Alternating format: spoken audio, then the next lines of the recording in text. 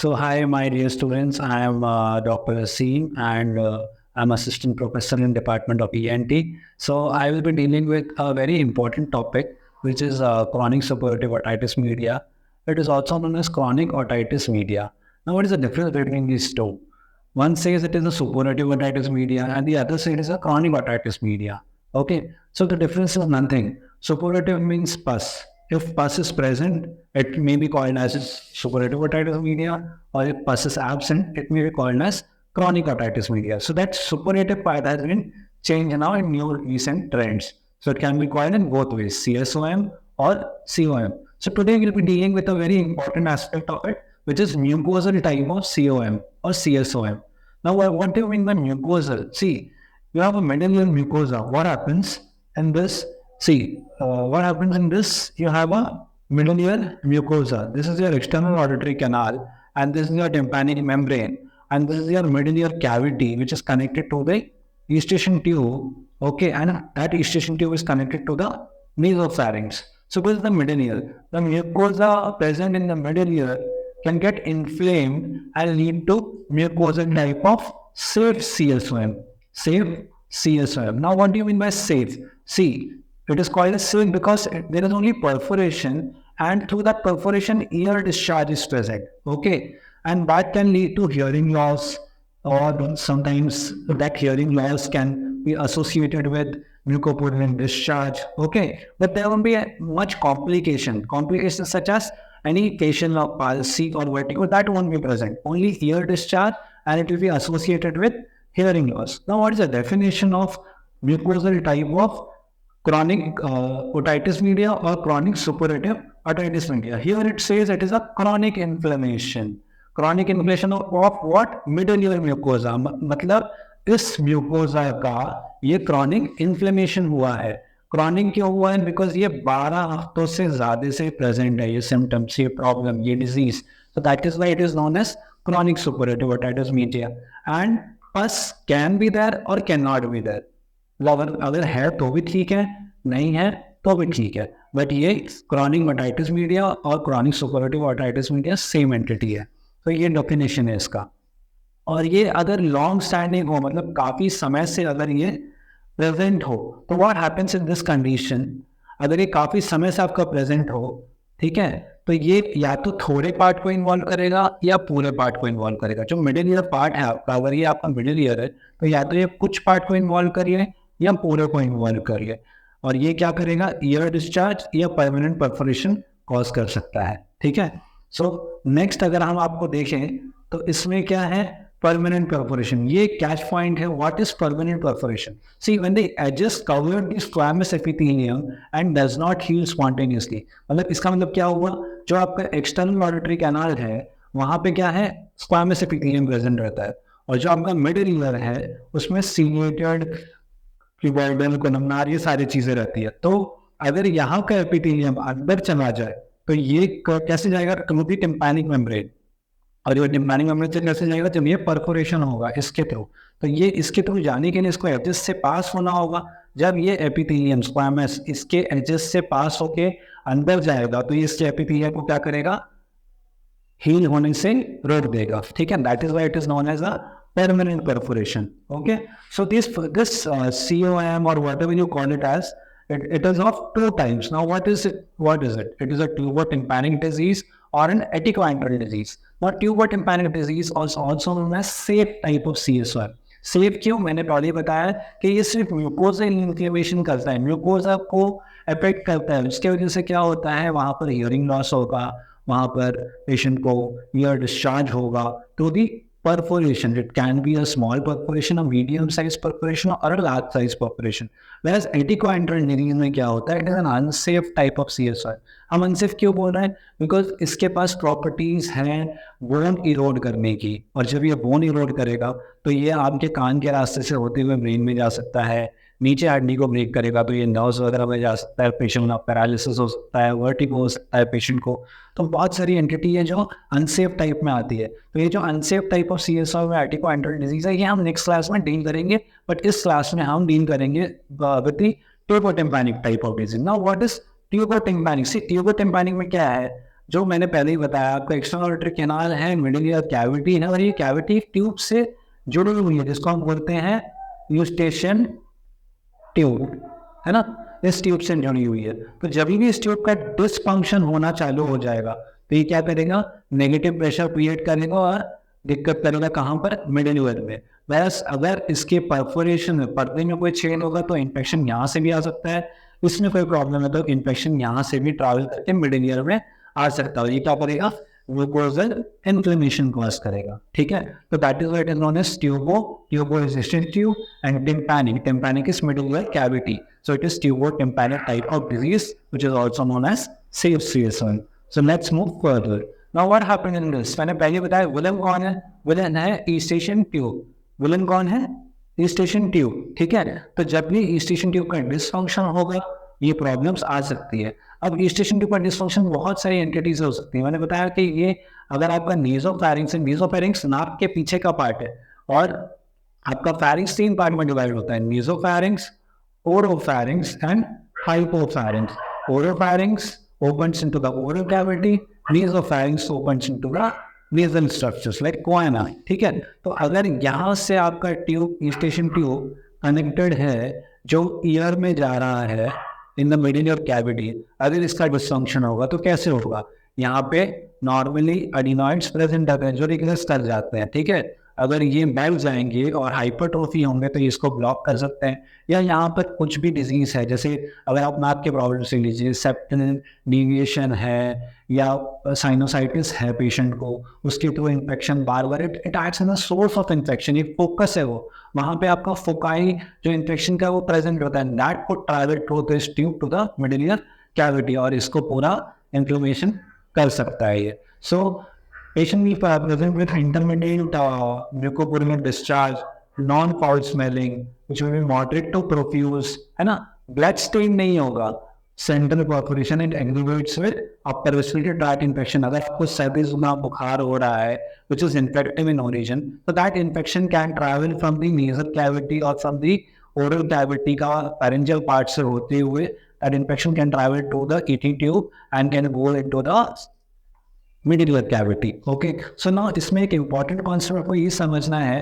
कि जब भी बच्चा बॉर्न होता है अगर उसका ईडी ट्यूब जो है वो हॉरिजॉन्टल होता है और धीरे धीरे जैसे ही बच्चा बड़ा होता है वो वर्टिकल थोड़ा मतलब स्लैंट होके और एंगल चेंज करते रहता है from horizontal goes to the oblique part में, ठीक है।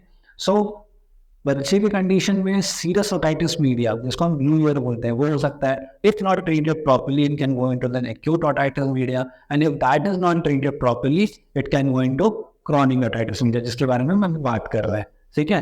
सो नेक्स्ट हम देखेंगे कि ये जो क्रॉनिक ओटाइटिस मीडिया है जो ट्यूबो-टिम्पैनिक टाइप है, नाउ ये भी 2 पार्ट में डिवाइडेड है, एक है टाइप 1 एंड दूसरा है टाइप 2। Type 1 को हम कहते हैं it is a permanent perforation syndrome, PP syndrome, and the next one is second type is persistent ट्यूबो-टिम्पैनिक mucosal infection.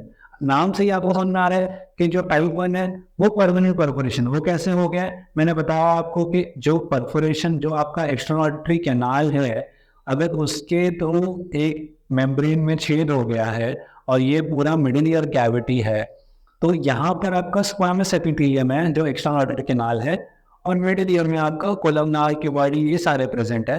अगर ये स्क्वामस एपिथेलियम यहाँ से होते हुए और परफोरेशन के थ्रू होते हुए अंदर जा रहा है तो ये इसकी हीलिंग को क्या करेगा, प्रिवेंट करेगा, जिसको हम बोलते हैं परमानेंट परफोरेशन सिंड्रोम। वेयरएज जो आपका परसिस्टेंट ट्यूबो-टिम्पैनिक म्यूकोजल इन्फेक्शन मतलब अगर आपका ट्यूब रिलेटेड प्रॉब्लम्स परसिस्टेंट है, वो डीएनएस है पेशेंट को एडिनॉइड हाइपरट्रोफी है, so what will happen in those conditions, अगर आपने source of infection, source of foci जो एडिनॉइड है, डीएनएस है, साइनोसाइटिस है, अगर आपने उसको ट्रीट नहीं करा तो आप जितनी मर्जी चाहे ईयर ट्रीट कर लीजिए वो खत्म नहीं होने वाली बीमारी, ठीक है। तो ये 2 टाइप में डिवाइडेड है म्यूकोजल टाइप।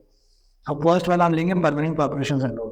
सो इसमें क्या है, persistent perforation of tympanic membrane involves which area, pars tensa, which area, pars tensa. So here pars tensa और पार्स पार्सी का कॉन्सेप्ट क्या है कि आपका tympanic membrane is divided into 2 parts, one is your pars flaccida and the other one is pars tensa. नीचे का part parse टेंसा, ऊपर का पार्ट पार्स फ्लैसिडा। सो इसमें क्या होता है, जब मैंने जैसे आपको बताया अगर यहाँ पे पर्दे में छेद हो गया है in the pars tensa region, तो same thing the margin will be covered with shield epithelium. जो ये एपिथेलियम है अगर ये कवर हो गया, मार्जिन कवर हो गए इसके, तो ये हील ही नहीं करेगा, ठीक है। तो इधर it will be a dry और इंटरमिटेंट डिस्चार्ज, दोनों चीज हो सकती है। जब इसके एजेस हील कर गए इतने पर ही, अब तो परफोरेशन तो रह गया है, तो जब ये या तो इन्फेक्शन होकर इंटरमिटेंट डिस्चार्ज दे सकता है या ये ड्राई ईयर भी रह सकता है। अब ये डिस्चार्ज कैसे देगा, देखो जब भी हम स्विमिंग करने जाते हैं तो पानी हमारे कान में जाता है या हम नहा रहे हैं, अब कौन सा पानी साफ है ये हम नहीं बता सकते। तो when an infected water enters into your external aortic canal and that can go through this perforation to the middle ear, that can lead to intermittent discharge। और अगर यही आपका मिडिल ईयर कैविटी, जैसे पहले हमने बताया कि ईटी ट्यूब से अगर आपको सर्दी, जुकाम, बुखार, ये सारी चीजें और वो इन्फेक्टिव ओरिजिन, तो यहाँ से भी ऊपर ट्रैवल करके आ सकता है। तो दोनों कंडीशन, एक्सटर्नल ऑडिटरी कैनाल से भी जा सकता है in a form of infected water, और नीचे से भी आ सकता है in a form of ET tube dysfunction, जहाँ पे आपको sneezing, rhinorrhoea which is an infective aetiology, उससे आपको हो सकता है। And the next second type में क्या था, सेकंड टाइप में इट इज ट्यूब टिम्पैनिक वाला पार्ट, मतलब ट्यूब रिलेटेड प्रॉब्लम्स, ठीक है। So it could be a long standing infection और अ ओडरलेस म्यूकॉइड और म्यूकोपोडियल डिस्चार्ज आएगा इसमें। और अगर बहुत ज़्यादा डिस्चार्ज आ रहा है, it is because of upper respiratory infection और अ मास्टॉइड इन्फेक्शन। इन दोनों के प्रॉब्लम की वजह से बहुत ज़्यादा डिस्चार्ज आ सकता है, बिकॉज ये एक रिजर्वॉयर की जैसा काम करता है। देखो मास्टॉइड कैविटी हमारे ईयर के पोस्टीरियर पार्ट में है, मास्टॉइड वोम, it acts as a reservoir for infection. Normally उसमें एयर सेल्स प्रेजेंट होते हैं, हवा भरा होता है, जिससे हमारी थोड़ी कान की जो वेंटिलेशन है वो बराबर हो। लेकिन अगर इन्फेक्शन अगर हो रहा है कान में बहुत ज़्यादा, तो वो मास्टॉइड रीजन को भी अफेक्ट करता है। और मास्टॉइड एक रीजन ऐसा है जहाँ पर इन्फेक्शन परसिस्ट कर सकता है, जहाँ वो रिजर्वॉयर जैसा काम कर सकता है, और वो that can lead to a profuse ear discharge. Now, large near total perforation can be present in this condition, and when there is an exposed mucosa, it will be a thickened or a red mucosa, and when there is an exposed ossicle, that ossicles will be buried in that edematous mucosa। मतलब आपका जो middle ear cavity है उसमें 3 ossicles होते हैं, Méliès, incus and steppes. इसमें या तो ये बरी हो सकता है, इनके म्यूकोसा में छुप जाएगा, और ये या तो जो म्यूकोसा है वो म्यूकोसा एक रेड फियरी थिकन म्यूकोसा हो सकता है, और कभी कभी ये पेन ड्राई भी हो सकता है। सो ये सारे एमसीक्यूज, देखिए ये एक कॉन्सेप्ट है जो आपको समझना है कि विलन कौन है, ईस्टेशन ट्यूब। विलन कौन है, ईस्टेशन ट्यूब। अंदर के पार्ट से, बाहर से कौन है, बाहर से outing source of infection, infected water. तो ये सारे एमसीक्यूज है, आपको कॉन्सेप्ट समझ में आ रहा है तो आप एमसीक्यू आराम से सॉल्व कर लोगे, ठीक है। सो अब हम देखेंगे ये पॉलिप क्या है। So what is this polyp now. This polyp says कि कभी कभी किसी किसी मरीज में जो म्यूकोजल मिडिल कैविटी है, जिसका म्यूकोजा है, that it can granulate and it can pop out from that perforation. मतलब ये जो मिडिल ईयर कैविटी है और ये आपका टिम्पैनिक मेम्ब्रेन है और इसमें परफोरेशन है, तो ये जो म्यूकोजा है it can pop out from the cavity, और ये ईएससी के अंदर when you see from here तो आपको ये पॉलिप विजुअलाइज होगा, ठीक है। That is the result of marked oedematous mucosa. मतलब यहाँ का बहुत ज्यादा इन्फ्लेम म्यूकोजा हो गया जो यहाँ से निकल के आपका बाहर आ रहा है, ठीक है। कहाँ आ रहा है, एक्सटर्नल ऑडिटरी कैनाल में, and it can be associated with necrosis. मतलब यहाँ पे जो ऑसिकल्स हैं, मेलियस, इनकस एंड स्टेपीज, इन तीनों ऑसिकल्स को ये इरोड कर रहा है, ये नेक्रोज कर रहा है, और यहाँ से ये बाहर निकल जा रहा है। तो ये सारी एंटिटी आपको याद रखनी है क्यों हो रहा है, ठीक है।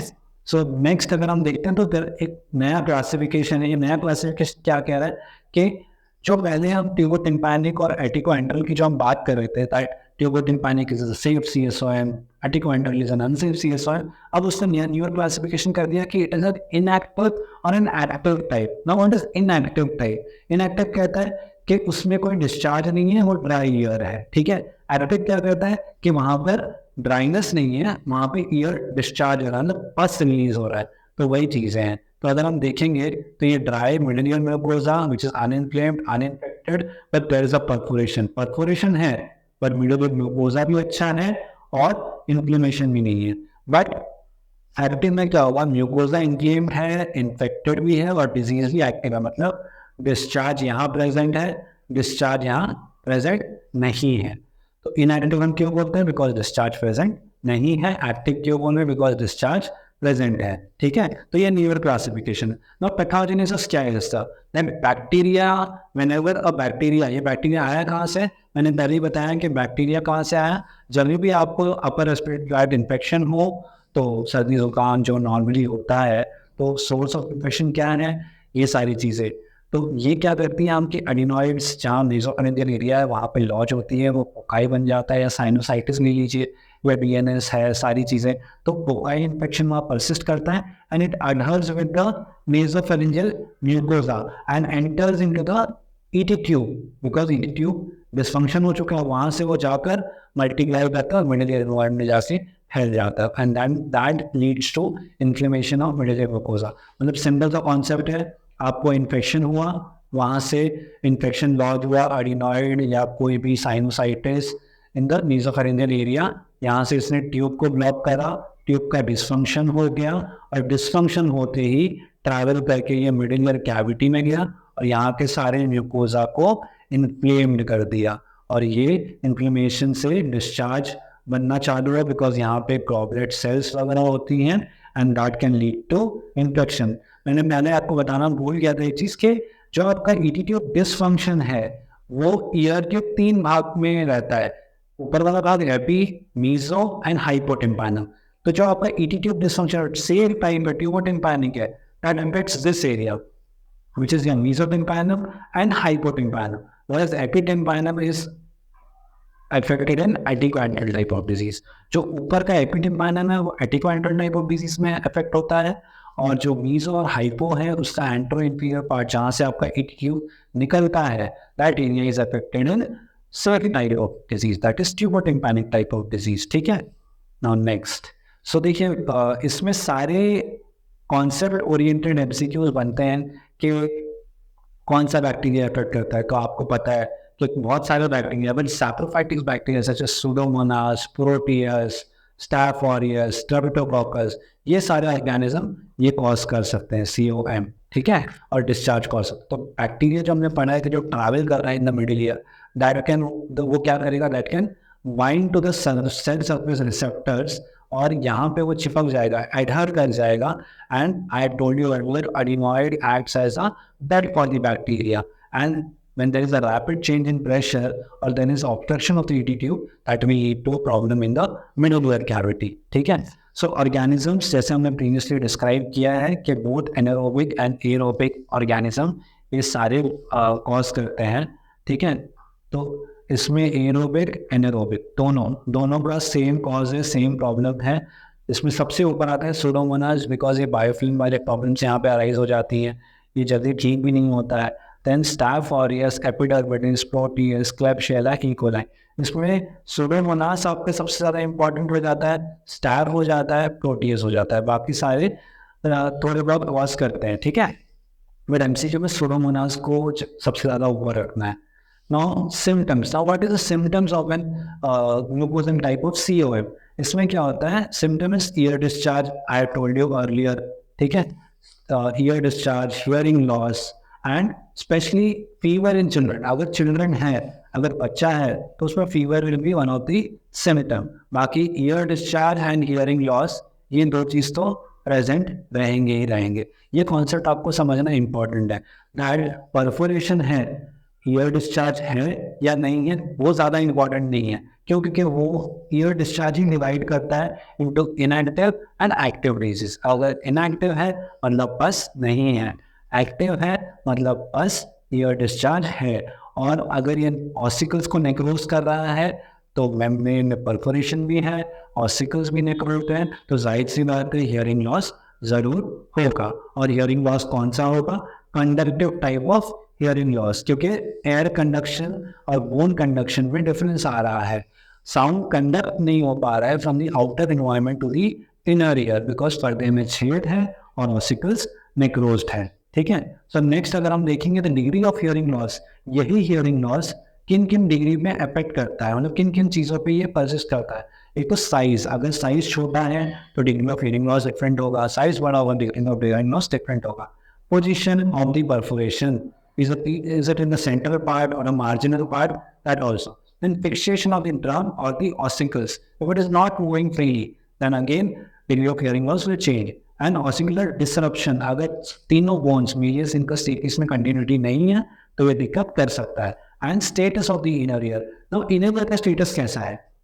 कॉक्लिया, वेस्टिब्यूल, सेंसर कैनाल, इन तीनों की कंडीशन तीनों हेल्दी है या अनहेल्दी है, इन्फेक्शन ट्रैवल करके इनर ईयर में जा रहा है, ये सारे कॉन्सेप्ट बेस है. आपको इन सारे फैक्टर्स को देखना है और इसी के बेसिस पे आपको प्रोग्नोस्टिक फैक्टर मिलेगा कि degree of hearing loss treat हो सकता है या होगा तो कितना होगा और ये नहीं होगा तो कितना नहीं होगा. ये सारी चीज़ें आप इनके बेसिस पे डिस्क्राइब कर सकते हैं. Now what are the science?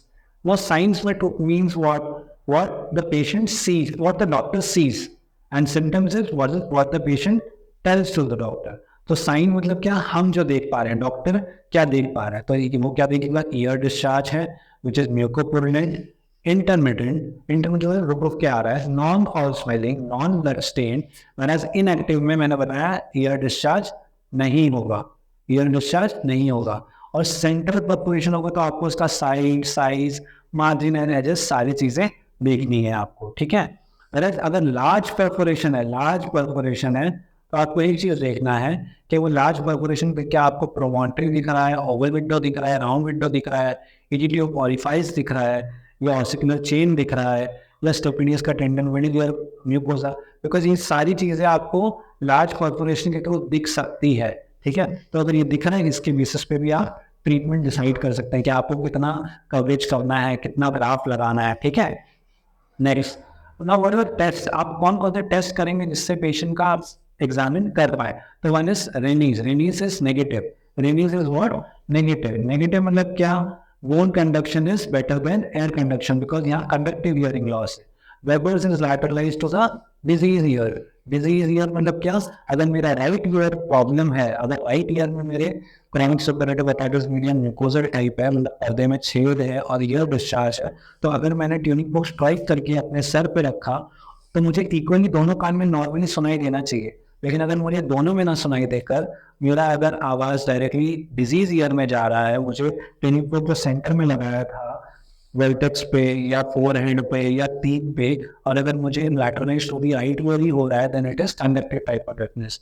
और अगर ये रिलीज नेगेटिव आ रहा है, मतलब अगर मैंने ट्यूनिंग फॉक्स स्ट्राइक करके मैस्टर्ड पे रखा और मैस्टर्ड वाला आवाज़ एयर कंडक्शन से बेटर है, मतलब पिना के सामने रखा, तो ये नेगेटिव बताएगा, मतलब again conductive type of hearing loss. ठीक है. And ABC is what? Absolute bone conduction test and that will normal over here. इसी का उल्टा सेंसरी न्यूरल में होता है. ठीक है. तो वो हम नेक्स्ट क्लास में डील करेंगे. Now EUM. Now what is EUM? Examination under microscope. अब आपने टेस्ट कर लिया, अब आपको इसमें एग्जामिन भी तो करना है, तो आप क्या करोगे? माइक्रोस्कोप के अंदर एग्जामिन करोगे. आप इससे क्या देखोगे? Margin of the perforation, epithelium दिख रहा है कि नहीं आपको, या आप ग्रैन्युलेशन टिश्यू, पॉलिप, अगर आपको कोई डिस्चार्ज दिख रहा है तो आप उसका स्वैब ले सकते हो और कल्चर सेंसिटिविटी के लिए भेज सकते हो to know about the organism and give a specific line of treatment. Antibiotics specifically आप चालू कर सकते हो and check the ossicular status. ये सब आप एग्जामिनेशन अंडर माइक्रोस्कोप कर सकते हो. Now stages, there are 4 stages in this. One is active stage. नाम में एनेटिव है तो पता है आपको कि ये क्या है, ये ईयर डिस्चार्ज इसमें प्रेजेंट है. ठीक है. और क्विंसन स्टेज क्या है कि 3 to 6 मंथ्स के लिए ईयर डिस्चार्ज नहीं होगा और उसके बाद चालू हो सकता है. whereas inactive मतलब क्या? मोर देन 6 मंथ्स के लिए डिस्चार्ज नहीं है. और हील्ड में your tympanic membrane has healed by itself because वो एपिथेलियम ग्रो नहीं हुआ है जिस पे, और दोनों layer the outer and the inner layer contact में नहीं आए, कॉन्टैक्ट इनिबिशन नहीं हुआ और वो हील कर गया. ठीक है. तो ये 4 स्टेजेस है. हीलिंग के टाइम पे आपको बस ये ध्यान देना है the 4th stage that healing can be with healing of the tympanic membrane by itself can lead to tympanosclerosis. Now what is tympanosclerosis? See, इसमें होता क्या है वैसे कि जब भी आपका परफोरेशन होगा, मतलब अगर आपका ये टिम्पैनिक मेम्ब्रेन है और यहाँ परफोरेशन है तो ये अपनी हीलिंग चालू कर देगा अपने आप. लेकिन कभी कभी कुछ केसेस में जब ये हीलिंग करता है तो यहाँ पे नॉर्मली क्या होगा? फाइब्रोब्लास्ट जनरेट होना चालू हो जाएंगे और ये कोलेजन डिपॉजिट कराना चालू करेगा and that collagen deposit can calcify and form a tympanosclerotic patch, और ये हीलिंग एक चौकी वाइट डिपॉजिट की तरह भी हो सकती है। ठीक है, तो ये भी इंपॉर्टेंट है आपके लिए जानना, बिकॉज अगेन इन MCQ।